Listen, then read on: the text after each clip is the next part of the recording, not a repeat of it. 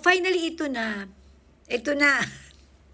Hindi na nagpatumpik-tumpik pa. Actually, hindi ko nga alam kung bakit inabot pa ng 2 weeks bago niya inilabas yung talagang gusto niyang gawin bilang ombudsman.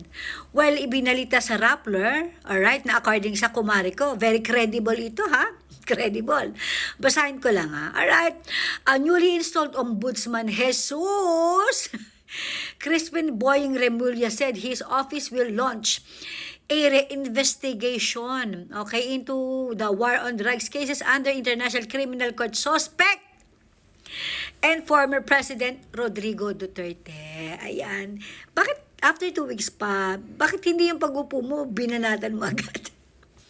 Alam mo yun, parang nahiya naman ako for you. Diba? Or nahiya ka ba? Ay mo agad magpahalata, kaya binanatan mo muna yung si Sara. Pero all in all, Duterte pa rin. Siyempre nga naman, diba, dahil kulang kayo ng mga evidence ba? Kulang kayo ng mga evidence against PRRD, kaya iimbestigahan nyo ulit. Na by the way, legal ito. Hindi illegal ang war on drugs na ginawa ni PRRD during his term. Alright, kung meron mga pulis na umabuso, well, katulad na sinabi ni PRRD, guilt is personal. Diba? Pilit niyong ipinaako sa kanya lahat because he was the president during that time. Pero itong kapalpakan na kawan na ginagawa under Ngagvas administration, hindi niyo naman pinapaako sa kanya. Kasi malinis nga ang kamay niya. Wala siyang alam. Alam mo yun? Kahit na mga palpak, yung mga sekretary niya na under sa kanya, under sa opisina ng president, wala siyang alam. Samantalang si PRRD, lahat sa kanya inyo ipinapaako dahil nga siyang presidente that time.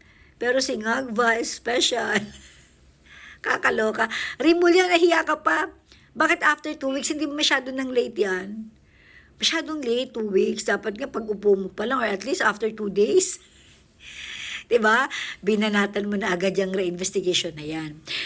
Oh, by the way, bago ko nga pala makalimutan, baka gusto mo ring kalkalin yung drug case ng anak mo.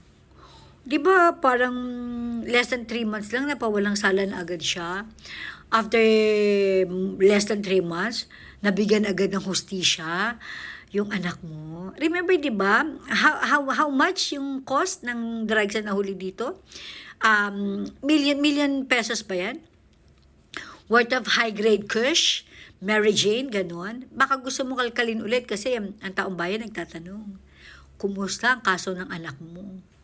Bakit andali yata nabigyan ng hustisya? Di ba? Anyway, congratulations. Good luck, good luck. Naano lang ako kasi nahiya ka pa. After 2 weeks, masyado nang late. Dapat pagkaupo mo pa lang, kinabukasan, or at least after 2 days, di ba, inimbestigahan mo na agad yung war on drugs. Kaloka, good luck, Boying. Mwah. Laya na ang anak ni Justice Secretary Boying Remulla na si Juanito Jose Remulla III matapos mapawalang sala ng korte sa kasong illegal drug possession.